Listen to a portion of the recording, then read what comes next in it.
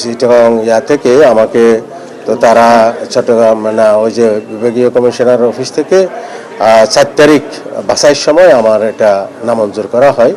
তো এই নামঞ্জুর করছে যে ইউএস সিটিজেনশিপ আমার আছে সেজন্য।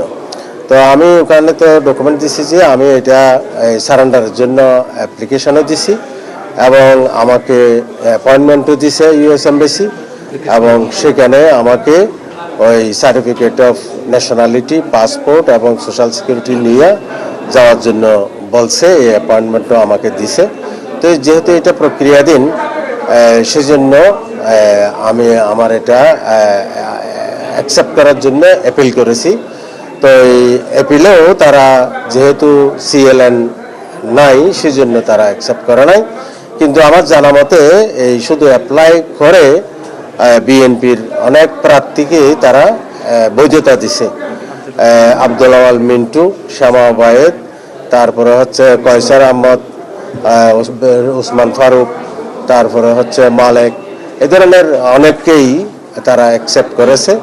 তো এই কাজেই এটা যেহেতু নমিনেশন দেবার আগে তো সারেন্ডার করার কোয়েশ্চেন আসে না, তো সেজন্য আমি নমিনেশনের পরেই তো সারেন্ডার প্রক্রিয়াটা শুরু করব। তো কাজেই এটা আমারটা লিগ্যাল ওয়েতেই আমরা আছি এবং আমি যে ইন্টেনশন এটা অ্যাপ্লিকেশন দিছি এবং আমাকে এটা অ্যাকসেপ্ট করে আমাকে পেপার সাবমিট করার জন্য তারা যে দিছে সেটা প্রসেসিং এর মধ্যেই আছে। এটা অ্যাকসেপ্ট করা উচিত ছিল। আর আমি আমার কাগজপত্র দেখাইছি ওই যে আমি যে যেটা অ্যাপ্লিকেশন দিছি সেটা অ্যাকসেপ্টেড এবং আমাকে যে অ্যাপয়েন্টমেন্ট দিছে সেটাও দেখাইছি।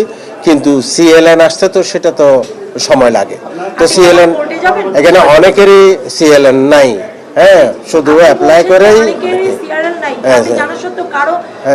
তো এখন এখন এটার একটা সমাধান তো হইতে হবে।